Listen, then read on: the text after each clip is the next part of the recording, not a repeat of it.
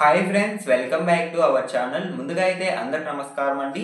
ఆంధ్రప్రదేశ్ రాష్ట్ర ప్రభుత్వంలో తల్లికి వందనం అమౌంట్ అనేది ఫస్ట్ ఫేజ్ అనేది విడుదల చేసినప్పుడు ఎవరికైతే అమౌంట్ అనేది వాళ్ళ బ్యాంక్ ఖాతాలో క్రెడిట్ కాలేదో, అదేవిధంగా సెకండ్ ఫేజ్ అమౌంట్ జూలై 10వ తేదీన విడుదల చేసినప్పుడు ఎవరికైతే వాళ్ళ బ్యాంక్ ఖాతాల్లో జమ కాలేదో వాళ్ళందరికీ గత 2 రోజుల నుంచి తిరిగి బ్యాంక్ ఖాతాలో జమ చేయడం జరుగుతుందండి.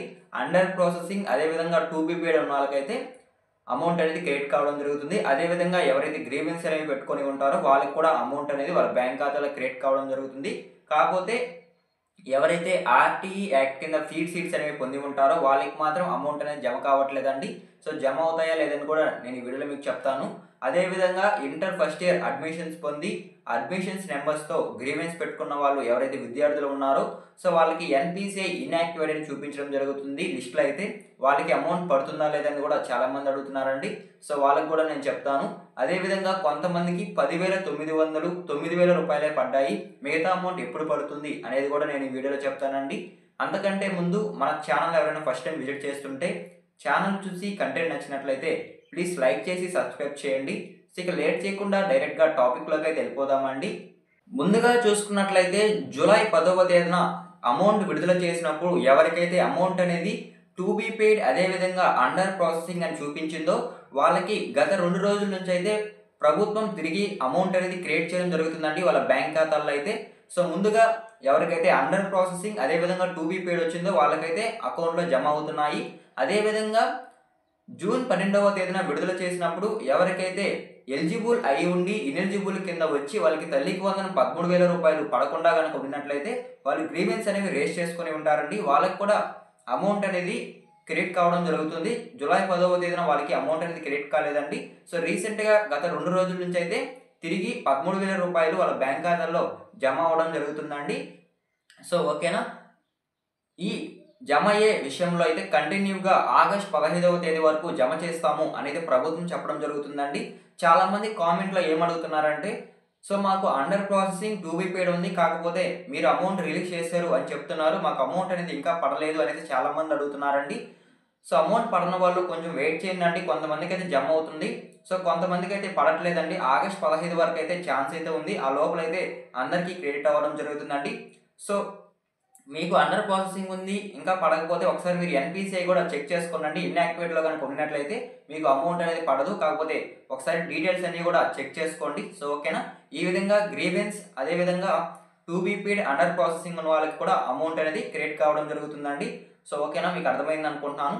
సో అదేవిధంగా నెక్స్ట్ చూసుకున్నట్లయితే ఎవరైతే ఆంధ్రప్రదేశ్ రాష్ట్ర ప్రభుత్వంలో ఆర్టీఈ యాక్ట్ కింద ఫ్రీ సీట్స్ అనేవి పొంది ఉంటారో వాళ్ళకి తల్లికి వందనం 13,000 రూపాయలు పడతాయా పడవా అని అయితే చాలామంది అడుగుతున్నారండి. సో వాళ్ళకి సంబంధించి ఒక యూస్ఫుల్ ఇన్ఫర్మేషన్ అయితే ఈ వీడియోలో చెప్పబోతున్నాను. సో ముందుగా ఆర్టీఈ యాక్ట్ కింద ఎవరైతే ఫ్రీ సీట్స్ అనేవి పొంది ఉంటారో వాళ్ళకి తల్లికి వందనం 13,000 రూపాయలు పడదు అనేది ప్రభుత్వం చెప్పడం జరుగుతుందండి. సో ఎందుకంటే ఫ్రీ సీట్స్ పొందిన విద్యార్థులకు ఆ స్కూళ్ళల్లో ప్రభుత్వం అయితే ఫీజు అనేది చెల్లించాల్సి ఉంటుందండి.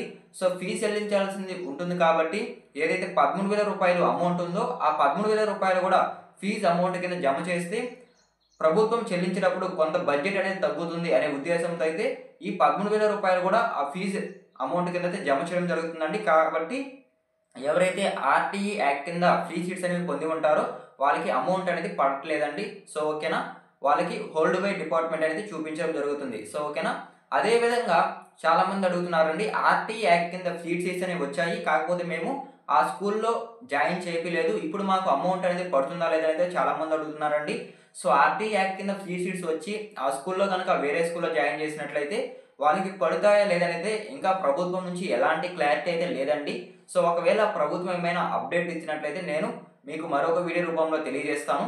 సో ఒకవేళ మీకు వేరే స్కూల్లో జాయిన్ చేసి అమౌంట్ కనుక క్రెడిట్ అయ్యి ఉంటే బ్యాంక్ అకౌంట్లో ఒకసారి నాకు కామెంట్ చేయండి అండి, నేనైతే అందరికి తెలియజేస్తాను మరొక వీడియో రూపంలో. సో ఓకేనా, సో అదేవిధంగా నెక్స్ట్ చూసుకున్నట్లయితే చాలామందికి 10,900 అదేవిధంగా 9,000 6,000 ఈ విధంగా పడడం జరిగిందండి.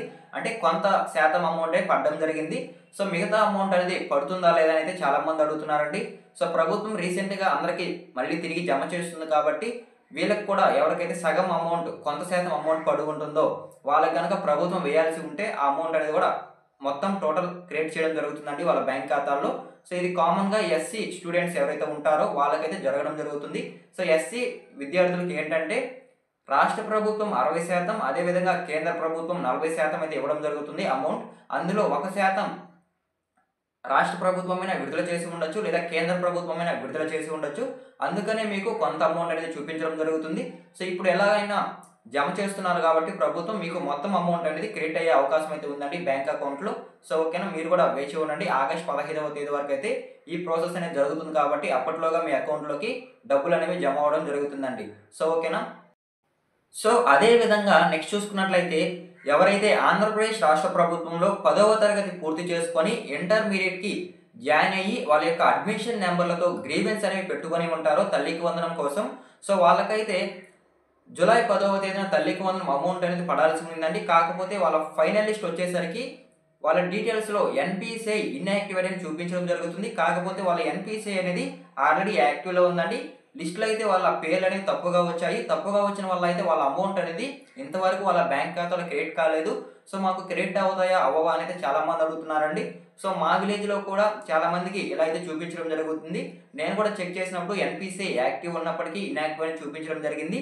సో ఈ విధంగా ఉంటే తల్లికి వందనం వస్తుందా రాదా ఇంటర్మీడియట్ జాయిన్ అయిన వాళ్ళకైతే చాలామంది అడుగుతున్నారండి. సో ఏదైతే ఫైనల్ లిస్ట్ అనేది విడుదల చేసిందో మొన్న ప్రభుత్వం, ఆ ఫైనల్ లిస్ట్ ప్లేస్లో మళ్ళీ ఒక కొత్త ఫైనల్ లిస్ట్ అయితే విడుదల చేయబోతుందండి.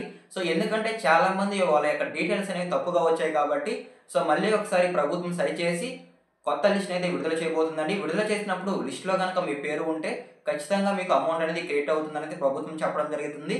సో ఇప్పుడు కూడా చాలా మందికి ఇంటర్లో జాయిన్ అయిన వాళ్ళకి ఆటోమేటిక్గా అమౌంట్ అనేది క్రియేట్ కావడం జరుగుతుంది అనేది చెప్పడం జరుగుతుందండి. ఆగస్ట్ 15వ తేదీ వరకు ఛాన్స్ ఉంది కాబట్టి ఈ మధ్యలో మీకు అమౌంట్ అనేది క్రియేట్ అయ్యే అవకాశం అయితే ఉంటుంది. సో ఓకేనా, ఇంతవరకు క్లియర్ అండి, మీకు అర్థమైంది అనుకుంటున్నాను. సో అదే విధంగా నెక్స్ట్ చూసుకున్నట్లయితే ఇప్పుడు ఒకవేళ కొత్త లిస్ట్ కనుక వదిలినట్లయితే ఆ లిస్ట్లో మీ పేరు ఉందా లేదా అనేది ఏ విధంగా చెక్ చేసుకోవాలి అనేది నేను ఇప్పుడు మీకు చెప్తానండి. సో ముందుగా మీరు బ్రౌజర్ ఓపెన్ చేసుకొని ఎన్బిఎం అప్లికేషన్ స్టేటస్ అని టైప్ చేస్తే మీకు ఒక వెబ్సైట్ అనేది రావడం జరుగుతుంది. ఆ వెబ్సైట్ కనుక క్లిక్ చేసుకున్నట్లయితే అందులో ముందు మిమ్మల్ని ఒక స్కీమ్ని అయితే సెలెక్ట్ చేసుకోమంటుందండి. స్కీమ్ దగ్గర తల్లికి వందనం సెలెక్ట్ చేసుకోండి. అదేవిధంగా ఇయర్ అడుగుతుంది, ఇయర్ 2025-26 అయితే సెలెక్ట్ చేసుకోండి. సెలెక్ట్ చేసుకున్న తర్వాత మీ యొక్క ఆధార్ కార్డ్ నెంబర్ అయితే అడుగుతుందండి. ఎవరైతే తల్లి ఉంటారో వాళ్ళ యొక్క ఆధార్ కార్డ్ నెంబర్ ఇవ్వాలి. ఆధార్ నెంబర్ ఇచ్చిన తర్వాత గెట్ ఓటీపీ అనేది అడుగుతుందండి. సో మీరు ఆధార్ కార్డ్ నెంబర్కి ఏదైతే మొబైల్ నెంబర్ లింక్ చేసుకొని ఉంటారో ఆ మొబైల్ నెంబర్కి ఓటీపీ రావడం జరుగుతుంది. ఆ ఓటీపీని అక్కడ ఎంటర్ చేసి సబ్మిట్ చేసినట్లయితే మీ యొక్క వివరాలు అనేవి రావడం జరుగుతుందండి కింద. సో కింద అయితే స్టేటస్ రీమార్క్స్ అయితే ఉంటుంది. రీమార్క్స్ అదేవిధంగా స్టేటస్ దగ్గర ఎలిజిబుల్ అని కనుక ఉన్నట్లయితే మీకు తల్లికి వందనం 100% వస్తుందనేది అర్థం అండి. సో ఈ విధంగా మీరు మీ మొబైల్లో స్టేటస్ అని చెక్ చేసుకోవచ్చు. సో ఓకేనా, మీకు అర్థమైంది అనుకుంటున్నాను. సో ఇదేనండి ఈరోజు వీడియో టాపిక్ అయితే మీకు బాగా అర్థమైంది అనుకుంటున్నాను. ఈ వీడియో మీకు నచ్చినట్లయితే ప్లీజ్ లైక్ చేయండి. మీకు ఏదైనా డౌట్స్ ఉంటే కామెంట్ చేయండి, నేనైతే రిప్లై ఇస్తాను. మరొక ఇంట్రెస్టింగ్ వీడియో మీ ముందుకు వస్తాను. అంతవరకు జై హింద్.